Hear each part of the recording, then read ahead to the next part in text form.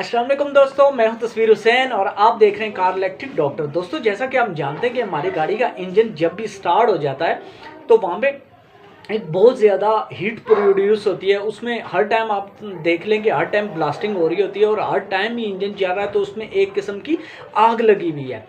अब इस आग की वजह से इंजन के अंदर बहुत ज़्यादा हीट प्रोड्यूस हो जाती है कि जिसको कंट्रोल करने के लिए मुख्तलिफ कंपनियों ने मुख्तलिफ तरीके से और मुख्तलिफ टेक्नोलॉजीज़ अगर आ गई हैं तो उसमें, और या फिर थोड़ा पिछले ज़माने में हम जाएँ, थोड़ा सादा ज़माना था तो तब भी उसमें मुख्तलिफ तरीके अपना कर उसको हीट को कंट्रोल करने के लिए बहुत सारे जतन किए हुए होते हैं और बहुत सारे सिस्टम ऐसे लगा कर उसकी हीट को कम से कम करने की कोशिश की गई होती है। उसमें से एक सिस्टम है जो कि गाड़ियों में लगाया गया होता है, उसको कहते हैं जी ईजीआर सिस्टम। तमाम जो भी गाड़ियां आजकल आ रही हैं नई, या आज से पिछली कुछ गाड़ियां जो पहले थोड़े ओल्ड टेक्नोलॉजीज़ में थी, वो उनमें भी एक ईजीआर सिस्टम लगाया गया है। वो सिस्टम क्या करता है कि उससे आपकी गाड़ी के अंदर और या फिर वहाँ से जो गैसेज जो बन रही होती हैं उनको तोड़कर, उनको तकसीम करके, उनको बिल्कुल उनके अंदर से जो हार्मफुल गैसेज हैं उनको अलग करके या उनको कंट्रोल करके करने के लिए ऐसा सिस्टम लगाया गया होता है और उसको कहते हैं जी ईजीआर सिस्टम। तो आज की वीडियो में हम ज़रा तफसील से जानेंगे कि ईजीआर सिस्टम का फुल फॉर्म क्या होता है, ईजीआर सिस्टम लगाने का मकसद क्या होता है और ईजीआर सिस्टम लगाने से गाड़ी में क्या क्या फ़ायदा होते हैं। तो दोस्तों, ईजीआर का जो फुल फॉर्म है, ईजीआर का मतलब होता है एग्जॉस्ट गैसेस रिसर्कुलेशन। तो जैसा कि दोस्तों हम जानते हैं कि जब भी हमारी गाड़ी का इंजन स्टार्ट होता है तो वहाँ पे चूंकि ब्लास्टिंग हो रही होती है हर टाइम और उसमें एक शदीद किस्म की हीट हर टाइम जनरेट हो रही होती है। अब उस हीट को कंट्रोल करने के लिए मुख्तलिफ कंपनियों ने मुख्तलिफ किस्म के सिस्टम लगाए हुए होते हैं जिससे कि वो उसमें बनने वाली हीट को काफ़ी हद तक कंट्रोल कर सके। उसमें से एक सिस्टम है जो ईजीआर सिस्टम है। अब ईजीआर सिस्टम कैसे काम करता है, ये इसको लगाया गया कैसे होता है कि जब भी आपका जो एग्जॉस्ट वाल्व है जिससे वो जो आपकी बर्न हुई हुई गैसेस ने बाहर जाना होता है, उसमें आपका जो कैटालिटिक कन्वर्टर है उससे ज़रा सा पीछे पाइप के ज़रिए वहाँ से एक लाइन ली गई होती है। उस लाइन को ले जाके वापस आपका जो इनटेक मैन्युफ्यूल जहाँ से आपकी फ्रेश फ्यूल और आपकी एयर का मिक्सचर अंदर जाता है, वहाँ से जाके उसको कनेक्ट कर दिया गया होता है और उसके दरमियान लगाया गया होता है आपका एक ईजीआर वाल्व। अब कुछ जो पुरानी वाली, इससे थोड़ी सी पुरानी टेक्नोलॉजी में आती थी तो वहाँ पे एक इतना छोटा सा एक वाल्व भी उसको कह सकते हैं, लेकिन वो उसको कंप्यूटर कंट्रोल नहीं करता था बल्कि उसमें डायफ्राम के जरिए से एक वाल्व लगाया गया होता है जिसको जब आपका मैन्युफ्यूल के साथ आके टच किया जाता है थ्रोटल बॉडी के साथ, यानी कि एक छोटे से पाइप के जरिए थ्रोटल बॉडी के साथ लगा दिया जाता है कि जब भी आपकी गाड़ी सक करती थी अंदर की तरफ और वो आपका डायफ्राम खुलता था, खुलने की वजह से वो जो गैसेज हैं वो आ जाती थी मैन्युफ्यूल के अंदर। और न्यू टेक्नोलॉजीज में उसी रास्ते को अपनाकर उसमें लगा दिया गया एक ईजीआर वाल्व जिसको कंट्रोल करता है आपका पीसीएम। पीसीएम का मतलब होता है पावर कंट्रोल मॉड्यूल, और इंशाल्लाह हम पावर कंट्रोल मॉड्यूल पीसीएम जो है इसके ऊपर भी एक तफसील से वीडियो बनाएंगे। जैसे कि पहले हमने वीडियो बनाई थी कि गाड़ी का ईसीयू कैसे काम करता है। इसमें मेन जो आपको 3 कंप्यूटर मॉड्यूल में बताऊं वो होते हैं, एक ईसीयू जो कि इंजन कंट्रोल मॉड्यूल होता है, एक पीसीएम पावर कंट्रोल मॉड्यूल होता है और एक होता है आपका बीसीएम जो कि बॉडी कंट्रोल मॉड्यूल होता है। ये मेन मॉड्यूल होते हैं। जो बाकी छोटे छोटे मॉड्यूल्स होते हैं उनके ऊपर भी मैंने आपको शॉर्ट सी वीडियो बनाई थी कि जिसमें उनको नाम क्या होते हैं, शक्लें कैसी होती हैं, वो सारा बताया था। उन सब को भी इसी तरह से डिस्कस करेंगे बारी बारी। तो आज की वीडियो में हम डिस्कस कर रहे हैं जी ईजीआर सिस्टम को।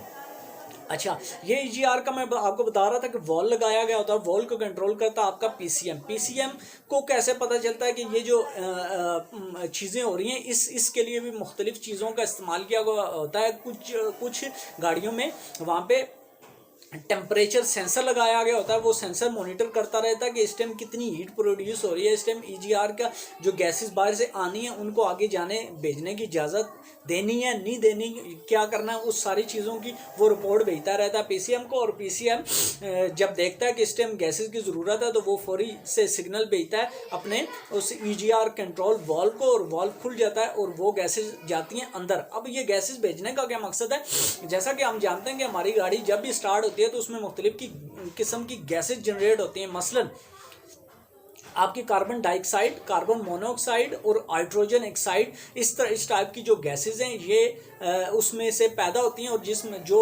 हाइड्रोजन ऑक्साइड है ये सबसे ज़्यादा इंसानी सेहत के लिए जो मुतासर कुन है, ये जो हमें बीमार करने में इसका बहुत ज़्यादा अमल दखल होता है। ये इंतहाई ख़तरनाक मौलिक गैस है। अब इन गैसेस को तोड़कर इनको कंट्रोल करके इसको मुख्तलिफ जो आपका कैटलाइटर कन्वर्टर है ये भी आगे चल के इसी काम को करता है, उस पर ही एक वीडियो बनाएंगे। अभी मैं आपको बताऊं कि वो जो गैसेस हैं वो जब अपनी वहाँ से आने वाली नई एयर है उसमें शामिल की जाती हैं। उससे शामिल करने की वजह से वो जब शामिल हो गए अंदर जाती हैं तो जो आपकी हाइड्रोजन ऑक्साइड है वो उसमें बहुत ज़्यादा कमी आ जाती है और उसका टेम्परेचर उसमें चूँकि वो शामिल होती है वहाँ से अंदर अगली आने वाली गैसेस में वहाँ पे शामिल होने की वजह से वो वहाँ का कंट्रोल जो टेम्परेचर है उसको बहुत ज़्यादा डाउन कर देती है। और डाउन होने की वजह से ही हमारी गाड़ी में वो जो हीट है उसको कंट्रोल किया जाता है। और जैसा कि आपको मैं अगर बताऊं कि